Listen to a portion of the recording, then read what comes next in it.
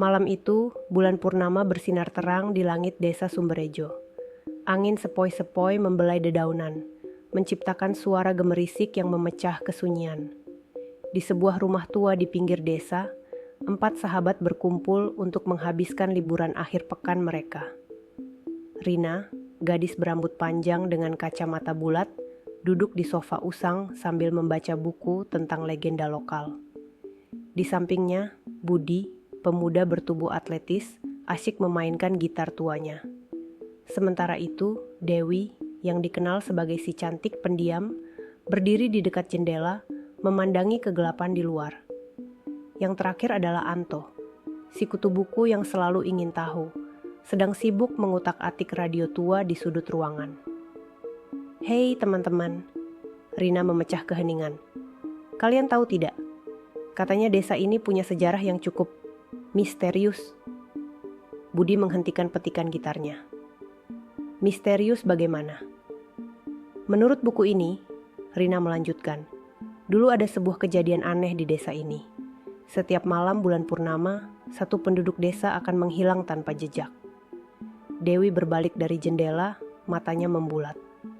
Benarkah? Lalu apa yang terjadi? Entahlah, Rina mengangkat bahu. Buku ini tidak menjelaskan lebih lanjut, tapi yang pasti kejadian itu berlangsung selama beberapa bulan sebelum akhirnya berhenti secara misterius. Tiba-tiba, radio yang sedang diutak-atik Anto berbunyi, memecah ketegangan. Suara statis terdengar sebelum sebuah melodi aneh mengalun pelan. Wow, akhirnya bisa juga, seru Anto dengan bangga. Namun, senyumnya segera memudar ketika ia mendengarkan dengan seksama. Tunggu, lagu apa ini? Aku tidak pernah mendengarnya sebelumnya. Keempat sahabat itu terdiam, mencoba mendengarkan melodi yang terdengar semakin jelas. Suaranya terdengar seperti nyanyian kuno, dengan lirik dalam bahasa yang tidak mereka kenali. Ini aneh, gumam Dewi. Rasanya seperti ada yang memanggilku. Budi tertawa gugup. Ayolah, jangan bercanda. Ini pasti cuma siaran radio biasa yang... Kata-katanya terpotong oleh suara ketukan di pintu depan. Keempat sahabat itu saling berpandangan dengan tatapan cemas. Siapa yang bertamu malam-malam begini? Tanya Rina dengan suara bergetar. Anto, yang paling dekat dengan pintu, perlahan berjalan untuk membukanya. Tangannya gemetar saat meraih gagang pintu. Ketika pintu terbuka, mereka semua terkejut melihat seorang wanita tua berdiri di sana. Maaf mengganggu malam-malam, kata wanita itu dengan suara serak. Saya tersesat. Bolehkah saya masuk sebentar untuk beristirahat? Meski ragu, mereka mempersilakan wanita tua itu masuk. Ia duduk di kursi yang ditawarkan Budi, sementara yang lain mengamatinya dengan penasaran. Terima kasih anak-anak, kata wanita itu sambil tersenyum. Kalian sangat baik hati. Jarang sekali ada yang mau membukakan pintu untuk orang asing di malam seperti ini. Tidak masalah, Bu, jawab Rina sopan. Dan Anda dari mana? Apa yang membawa Anda ke desa ini? Wanita tua itu terdiam sejenak sebelum menjawab. Saya mencari sesuatu yang hilang, sesuatu yang sangat berharga. Oh, Anto menyahut dengan penasaran. Apa itu, Bu? Mungkin kami bisa membantu mencarinya. Wanita itu tersenyum misterius. Kalian anak-anak yang baik, tapi ini bukan sesuatu yang bisa ditemukan dengan mudah. Ini tentang jiwa-jiwa yang tersesat. Keempat sahabat itu saling melirik dengan bingung. Suasana di ruangan itu mendadak terasa lebih dingin dan mencekam. Maaf, Bu, Dewi angkat bicara. Tapi apa maksudnya jiwa-jiwa yang tersesat? Wanita tua itu menghela napas panjang. Dulu, desa ini pernah mengalami masa-masa sulit. Banyak penduduk yang menghilang tanpa jejak. Mereka adalah korban dari sebuah ritual kuno yang salah. Jiwa-jiwa mereka terperangkap, tidak bisa kembali ke alam baka. Rina tersentak. Jadi, cerita dalam buku itu benar? Wanita itu mengangguk perlahan. Ya, Nak. Dan saya di sini untuk membebaskan mereka. Tiba-tiba, radio yang tadi berbunyi kembali menyala sendiri. Kali ini, suara yang keluar bukan lagi melodi aneh, melainkan bisikan-bisikan yang tidak jelas. Apa itu? Tanya Budi dengan suara gemetar. Wanita tua itu berdiri, matanya terpaku pada radio. Mereka datang. Mereka merasakan kehadiran saya. Keempat sahabat itu mulai panik. Anto mencoba mematikan radio, tapi alat itu tetap menyala. Bisikan-bisikan semakin keras, seolah-olah ada puluhan suara yang berbicara bersamaan. "Apa yang harus kita lakukan?" teriak Dewi, ketakutan. Wanita tua itu mengangkat tangannya, menenangkan mereka. "Jangan takut anak-anak, saya akan menyelesaikan ini." Ia kemudian mulai merapalkan sesuatu dalam bahasa yang tidak mereka mengerti.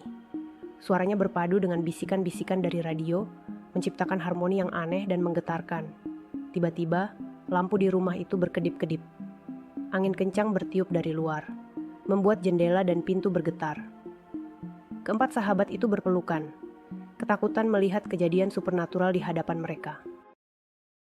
Wanita tua itu terus bernyanyi, suaranya semakin keras. Cahaya kebiruan mulai menyelimuti tubuhnya.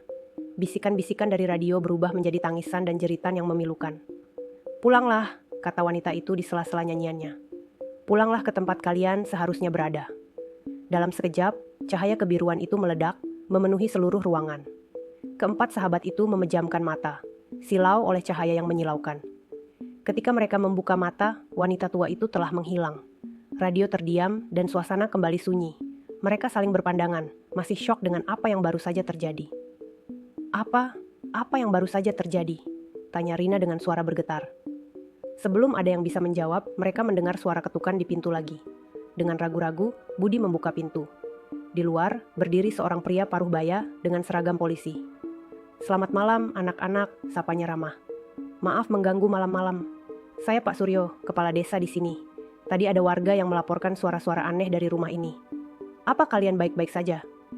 Mereka saling berpandangan sebelum Anto menjawab. "Ya Pak, kami baik-baik saja. Hanya, mendengarkan radio." Pak Suryo mengangguk, tapi matanya menyiratkan kecurigaan. "Baiklah kalau begitu. Oh ya, ngomong-ngomong, apa kalian melihat seorang wanita tua lewat sini? Ada laporan tentang seorang pasien yang kabur dari panti jompo di kota sebelah." Keempat sahabat itu terdiam, tidak tahu harus menjawab apa. "Tidak Pak," akhirnya Dewi berkata. "Kami tidak melihat siapa-siapa." Pak Suryo mengangguk lagi. "Baiklah kalau begitu. Selamat malam dan hati-hati ya. Jangan lupa kunci pintu kalian." Setelah Pak Suryo pergi, mereka kembali masuk ke dalam rumah. Suasana hening menyelimuti mereka. Jadi, Rina memecah keheningan. "Apa yang sebenarnya terjadi tadi?" Budi menggelengkan kepala. "Entahlah, tapi kurasa kita baru saja menyaksikan sesuatu yang tidak bisa dijelaskan." Mereka duduk dalam diam, masing-masing tenggelam dalam pikirannya sendiri.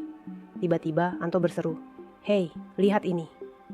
Ia menunjuk ke arah meja, tempat di mana buku legenda yang dibaca Rina tadi berada. Buku itu terbuka, dan di halaman yang terbuka ada tulisan tangan yang sebelumnya tidak ada. "Terima kasih telah membantu membebaskan mereka. Jagalah desa ini, anak-anak. Kalian adalah penjaga barunya." Mereka saling berpandangan, campuran antara takjub dan takut. Malam itu, empat sahabat itu menyadari bahwa hidup mereka tidak akan pernah sama lagi. Mereka telah menjadi bagian dari sesuatu yang lebih besar, sebuah misteri yang telah berlangsung selama bertahun-tahun di desa Sumberjo. Ketika fajar mulai menyingsing, mereka masih terjaga, membicarakan kejadian malam itu dengan suara pelan. Mereka tidak tahu apa yang akan terjadi selanjutnya, tapi satu hal yang pasti, desa Sumberjo menyimpan lebih banyak rahasia dari yang mereka kira, dan mereka kini menjadi bagian dari rahasia itu.